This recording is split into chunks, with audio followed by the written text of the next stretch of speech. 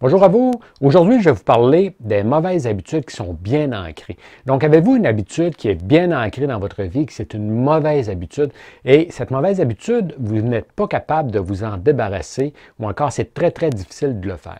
Ça peut être une habitude au niveau de votre carrière, au niveau de vos finances, ça peut être au niveau de votre santé, votre gestion de temps. Donc, trouver du temps pour vous, vous n'en trouvez jamais, du temps passé avec vous-même, ou encore au niveau d'une relation, soit une relation d'affaires, une mauvaise habitude que vous avez avec un collègue ou encore dans votre vie de tous les jours. Et vous savez que si vous ne vous débarrassez pas de cette mauvaise habitude, eh bien, elle continuera à polluer votre vie. Alors ici, ce qu'on va parler, je vais commencer par comparer une habitude à comment ça fonctionne dans notre cerveau, une habitude. Qu'est-ce qui fait en sorte qu'une habitude est bien ancrée ou encore qu'on pourra se débarrasser facilement d'une habitude? Tout d'abord, une habitude est liée directement aux chemins neuraux. Donc, ce qui veut dire les communications entre les neurones. Je vous donne un exemple ici.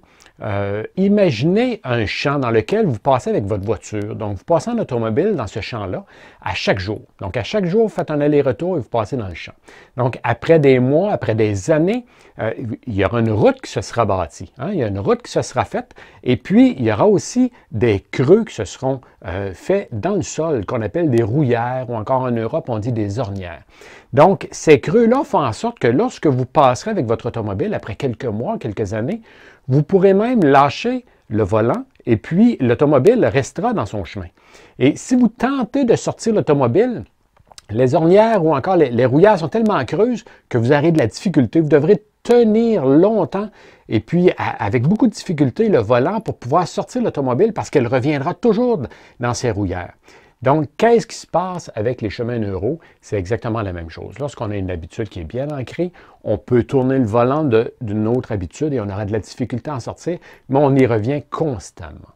Donc, comment faire pour pouvoir sortir de ces ornières, de sortir de ces rouillères dans nos chemins neuraux?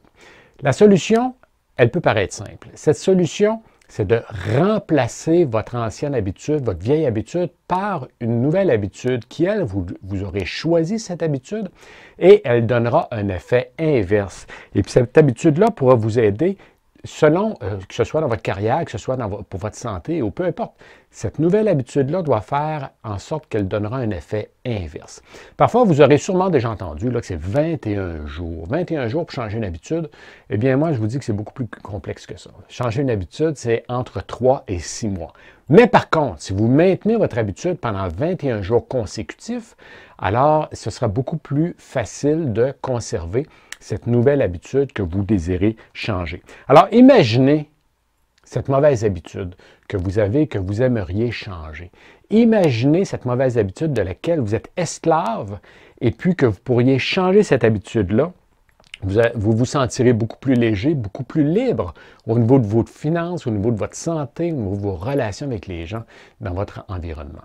Alors, si vous avez déjà essayé, si vous êtes sérieux dans votre désir de changer une mauvaise habitude, que vous avez déjà essayé, puis que vous avez de la difficulté, que vous ne réussissez pas à le faire, alors, je vous invite, si vous êtes sérieux, à communiquer avec moi ou avec un membre de mon équipe. Et puis, vous verrez qu'un simple accompagnement en coaching ou avec un consultant d'affaires peut faire une sérieuse différence dans votre vie et puis vous donner cette liberté. Alors, ça m'a fait plaisir de faire cette présentation pour vous. Au plaisir de se revoir. Ciao!